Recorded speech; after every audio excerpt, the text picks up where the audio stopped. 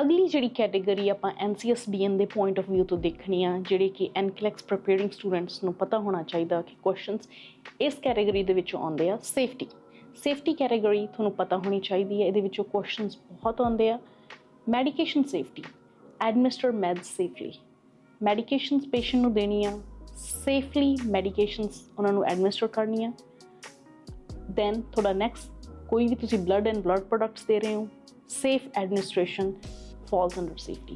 ਇਸ ਕੈਟੇਗਰੀ ਦੇ ਵਿੱਚੋਂ ਬਹੁਤ ਕੁਐਸਚਨਸ ਆਉਂਦੇ ਆ from NCSBN point of view। give safe environment, patient ਨੂੰ ਸੇਫ এনवायरमेंट, ਪੇਸ਼ੈਂਟ ਵੀ ਸੇਫ ਔਰ ਖੁਦ ਵੀ ਸੇਫ। ਕਿੱਦਾਂ ਤੁਸੀਂ ਸੇਫ এনवायरमेंट ਦੇ ਸਕਦੇ ਹੋ? prevent fall, prevent bed sores, safe environment to the patient।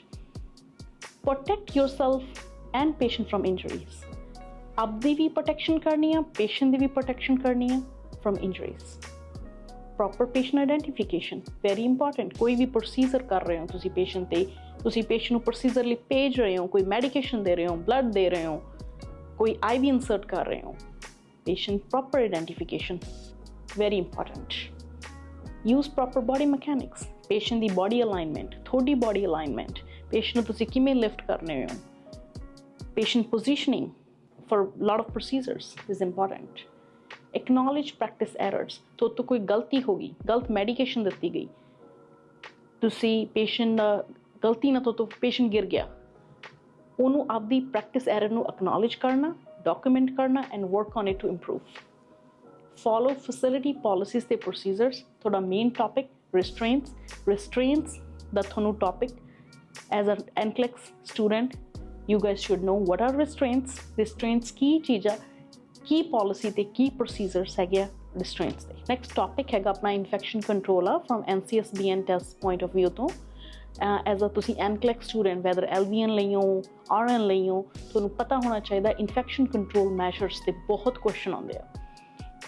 application of infection control principles, hand hygiene, hand washing, aseptic techniques, universal ਤੇ standard प्रिकॉशनस। ਕਿਸੇ ਵੀ ਪੇਸ਼ੈਂਟ ਦਾ ਤੁਸੀਂ ਬਲੱਡ, ਪੂਪ, ਫੀਕਲ, ਕੋਈ ਉਹਦਾ ਸਪਿਊਟਮ ਸਪੈਸੀਮੈਨ ਨੂੰ ਟੱਚ ਕਰਦੇ ਹੋ, ਉਹਦੀਆਂ ਯੂਨੀਵਰਸਲ ਤੇ ਸਟੈਂਡਰਡ ਪ੍ਰੀਕਾਸ਼ਨਸ ਕੀ ਆ? Always wear gloves. Isolation precautions, protective personal equipments, gown, gloves, mask, goggles, ਇਹਨਾਂ ਦੀ ਡੌਨਿੰਗ ਤੇ ਡਾਫਿੰਗ। ਡੌਨਿੰਗ ਮੀਨਸ ਕਿਵੇਂ ਪਾਉਣੇ ਆ, ਡਾਫਿੰਗ ਮੀਨਸ ਕਿਵੇਂ ਉਤਾਰਨੇ ਆ। ਐਜੂਕੇਸ਼ਨ, ਪੇਸ਼ੈਂਟ ਐਂਡ ਫੈਮਿਲੀ ਦੀ ਇਨਫੈਕਸ਼ਨ ਕੰਟਰੋਲ ਮੈਜਰਸ 'ਤੇ ਤੁਸੀਂ ਉਹਨਾਂ ਨੂੰ ਐਜੂਕੇਟ ਕਰਨਾ as a patient and family. Sometimes questions are from NCLEX NCSBN test point of view, education ਤੇ ਪੇਸ਼ੈਂਟ ਐਜੂਕੇਸ਼ਨ 'ਤੇ ਬਹੁਤ ਕੁਐਸਚਨਸ ਆਉਂਦੇ ਆ।